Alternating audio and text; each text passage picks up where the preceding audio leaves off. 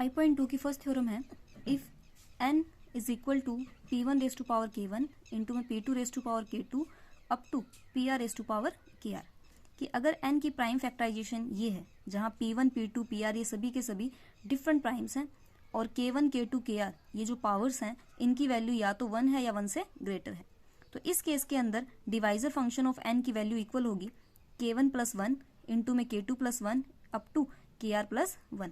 Similarly sigma n की value हम इस फॉर्म में एक्सप्रेस कर सकते हैं।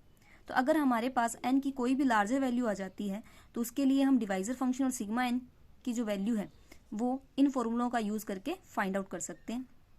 तो उसके लिए हमें सबसे पहले उस नंबर की प्राइम फैक्टराइजेशन करनी होगी और प्राइम फैक्टराइजेशन करके हमें ये जो पावर्स हैं k1 k2 kr इनकी वैल्यू फाइंड आउट करनी होगी और इन प्राइम्स की वैल्यू फाइंड आउट करनी होगी और वो यहाँ रख देंगे तो हमें डिवाइजर फंक्शन ऑफ n और सिग्मा फंक्शन ऑफ n की वैल्यू मिल जाएगी। तो ये आएगी कैसे वो हम यहाँ पे प्रूफ करेंगे, ये फॉर्मूले आए कैसे हैं।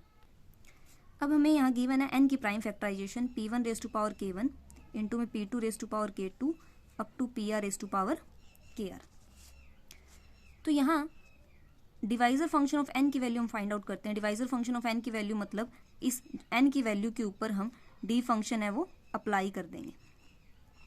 और अभी मैंने पीछे बताया था कि डिवाइजर फंक्शन ऑफ n है वो क्या होता है, मल्टीप्लिकेटिव फंक्शन है। और मल्टीप्लिकेटिव फंक्शन का मतलब अगर हम इसे को प्राइम नंबर्स की प्रोडक्ट पे अप्लाई करते हैं तो ये फंक्शन उन नंबर्स पे अलग अलग अप्लाई हो जाता है। तो यहाँ p1 p2 pr ये सभी के सभी डिफरेंट प्राइम नंबर हैं और डिफरेंट प्राइम नंबर एक दूसरे के साथ में क्या होते हैं, हमेशा को प्राइम होते हैं। तो d है वो मल्टीप्लिकेटिव फंक्शन है तो को प्राइम नंबर पे अप्लाई होगा तो क्या होगा, d p1 raise to power k1 पे अलग अप्लाई हो जाएगा, p2 raise to power k2 पर भी अलग अप्लाई हो जाएगा और pr raise to power kr पर भी अलग अप्लाई होकर इनकी प्रोडक्ट के इक्वल आएगा। तो हम यहाँ किसी की एक की वैल्यू निकाल लेते हैं, जैसे जनरल वैल्यू निकाल लेते हैं, d of pr raise to power kr की वैल्यू फाइंड आउट कर लेते हैं। इसकी वैल्यू क्या होगी, तो अगर किसी नंबर की हमें डिवाइजर फंक्शन की वैल्यू चाहिए तो हमें उस नंबर के क्या फाइंड आउट करने होते हैं, पॉजिटिव डिवाइजर्स फाइंड आउट करने होते हैं। और pr खुद एक प्राइम नंबर है तो प्राइम नंबर pr की पावर क्या है kr, तो इसके पॉजिटिव डिवाइजर्स कौन कौन से होंगे, इसके पॉजिटिव डिवाइजर्स होंगे 1 pr raise to power 1 pr raise to power 2 pr raise to power 3 up to pr raise to power kr। जैसे कि मैं एग्जांपल दे देती हूँ, 2 की पावर 5 है, 2 प्राइम नंबर है तो इसके पॉजिटिव डिवाइसेस कौन कौन से होंगे, 1 2 की पावर 1 2 की पावर 2 2 की पावर 3 2 की पावर 4 और ये खुद 2 की पावर 5। तो टोटल पावर जितनी भी है ये उतने नंबर तो ये रहे और एक एक्स्ट्रा है। तो अगर 2 की पावर 5 है तो इसके कितने पॉजिटिव डिवाइसेस मिले, हमें टोटल 6, मतलब इसकी पावर से एक ज़्यादा। तो यहाँ प्राइम नंबर की पावर kr है तो इसकी पॉजिटिव डिवाइसेस जब हम काउंट करते हैं तो क्या आएगी नंबर, टोटल kr तो ये रहे और 1 ये रहा, तो इसके टोटल पॉजिटिव डिवाइसेस कितने होंगे, kr प्लस 1। तो divisor function of pr raise to power kr क्या आ जाएगी, kr प्लस 1। तो ये तो जनरल निकाली हमने, तो divisor function of pr raise to power kr की वैल्यू अगर kr प्लस 1 है तो divisor function of p1 raise to power k1 की वैल्यू क्या होगी, k1 प्लस 1। मल्टीप्लाई में divisor function of p2 raise to power k2 की value होगी k2 plus 1 up to divisor function of pr raise to power kr की value होगी kr plus 1। तो अगर हमें किसी नंबर की प्राइम फैक्टराइजेशन पता है तो उस नंबर के लिए डिवाइजर फंक्शन की वैल्यू क्या होगी, जो भी पावर्स हैं प्राइम्स की उनके अंदर हम 1 1 ऐड करेंगे और इन सभी की क्या कर देंगे, आपस में प्रोडक्ट कर देंगे, तो हमें डिवाइजर फंक्शन ऑफ n की वैल्यू मिल जाएगी। अब नेक्स्ट हमें सिग्मा फंक्शन ऑफ n की वैल्यू फाइंड आउट करनी है। तो n की वैल्यू थी p1 raise to power k1 into में p2 raise to power k2 up to pr raise to power kr। और ये सिग्मा फंक्शन भी मल्टीप्लिकेटिव फंक्शन होता है तो ये क्या होगा, इन प्राइम नंबर्स की प्रोडक्ट के ऊपर अलग अलग अप्लाई हो जाएगा। Main p1 raise to power k1 पे अलग अप्लाई, इंटू में p2 raise to power k2 पे अलग apply, up to pr raise to power kr पे अलग अप्लाई। तो इन जनरल हम sigma of pr raise to power kr की वैल्यू फाइंड आउट कर लेते हैं।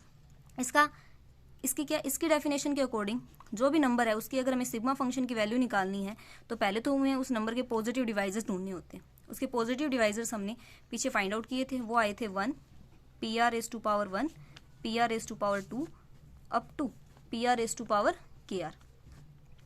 और सिग्मा फंक्शन की कैसे वैल्यू निकालते हैं, इन पॉजिटिव डिवाइजर्स को हम क्या कर देते हैं, आपस में ऐड कर देते हैं, तो हमें उस नंबर की सिग्मा फंक्शन की वैल्यू मिल जाती है। अब यहाँ हम एक चीज़ नोटिस कर रहे हैं कि ये टोटल कितनी वैल्यूज़ हैं, KR+1 वैल्यूज़ है, और ये एक जीपी भी फॉर्म कर रही है। तो जीपी की अगर हमारे पास n टर्म्स हैं A1 + A2 up to AN, इसके n टर्म्स का जो सम है, अगर ये किस में है, जीपी में है, और फर्स्ट टर्म की वैल्यू A के इक्वल है और कॉमन रेशो है वो R के इक्वल है, तो इस केस के अंदर n टर्म्स का जो सम है वो इक्वल होता है A R⁻n-1 अपॉन में R-1, जहाँ ये कॉमन रेशो क्या होता है, 1 से ग्रेटर। और अगर कॉमन रेशो की वैल्यू लेस देन 1 है तो उस केस में n टर्म्स का सम होता है A इंटू में 1 - R⁻n अपॉन में 1 - R। तो यहाँ हमें पहले तो फाइंड आउट करना होगा कि कॉमन रेशो की वैल्यू 1 से ग्रेटर आएगी या 1 से लेस। तो यहाँ फर्स्ट टर्म A की वैल्यू तो है 1 और कॉमन रेशो है उसकी वैल्यू आएगी PR/1 मतलब PR, और ये खुद एक प्राइम नंबर है और प्राइम नंबर हमेशा 1 से ग्रेटर होते हैं, तो मीन हम ये फॉर्मूला यूज़ करेंगे। तो A की वैल्यू है 1 इंटू में कॉमन रेशो की वैल्यू है PR, और टोटल कितने टर्म्स है ये KR+1, तो n की जगह यहाँ पे क्या आ जाएगा, पावर में KR+1 -1 अपॉन में PR-1। तो ये हमारे पास वैल्यू आ गई सिग्मा फंक्शन ऑफ PR⁻KR। इसी वजह से सिग्मा फंक्शन ऑफ P1⁻K1 क्या हो जाएगा, PR की जगह P1 रख देंगे और KR की जगह K1। तो यहाँ वैल्यू पुट करते हैं सबसे पहले सिग्मा फंक्शन ऑफ P1⁻K1, उसकी वैल्यू होगी P1 की power K1 + 1 -1 divide by P1 - 1। Sigma function of P2⁻K2 की वैल्यू होगी P2⁻K2 + 1 -1 अपॉन में P2 - 1 अप टू PR⁻KR के लिए सिग्मा फंक्शन की वैल्यू होगी PR⁻KR + 1 -1 अपॉन में PR - 1। तो इस फॉर्मूले के अकॉर्डिंग हम कोई भी वैल्यू, कोई भी नंबर, पॉजिटिव नंबर जिसके हमें प्राइम फैक्टराइजेशन पता है, उसके लिए हम सिग्मा फंक्शन की वैल्यू फाइंड आउट कर सकते हैं।